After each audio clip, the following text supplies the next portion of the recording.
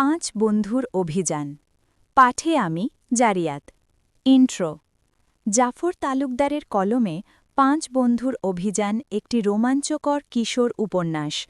খুলনার পাঁচ বন্ধু বাহার, ইনু, পলাশ, আবু এবং কিসলু তাদের এসএসসি পরীক্ষার পর অবসরে সুন্দরবনের করমজল ভ্রমণে বের হয়।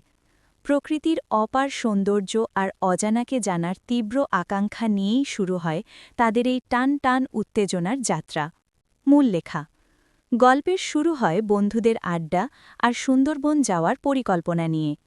কিসলুর জোড়াজুড়িতে শেষমেশ সবাই রাজি হয় করমজল ভ্রমণে। তারা মোংলা বন্দর থেকে সিন্দুবাদ নামের একটি ইঞ্জিল চালিত নৌকায় চড়ে রওনা দেয়। নৌকার চালক রতন পাইলট শুধু দক্ষ নাবিকই নন, বরং সুন্দরবনের প্রতিটি কোণা তার নখদর্পণে।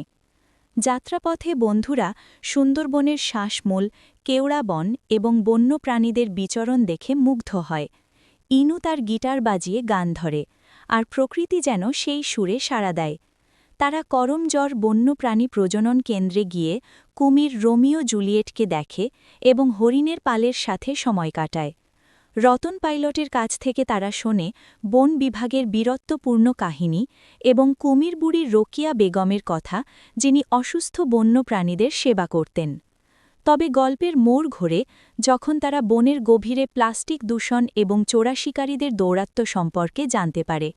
সুন্দরবনের প্রাকৃতিক ভারসাম্য নষ্ট হওয়া এবং বনদস্যুদের ভয়ঙ্কর কর্মকাণ্ড বন্ধুদের মনে গভীর ভাবনার উদ্রেক করে।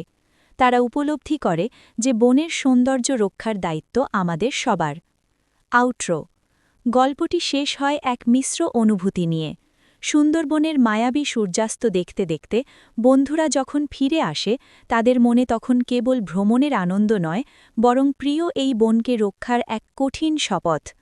রোমাঞ্চ, প্রকৃতি প্রেম আর বন্ধুত্বের এক অনবদ্য মিশ্রণে পাঁচ বন্ধুর অভিযান কিশোর পাঠকদের জন্য একটি শিক্ষণীয় এবং উপভোগ্য গল্প।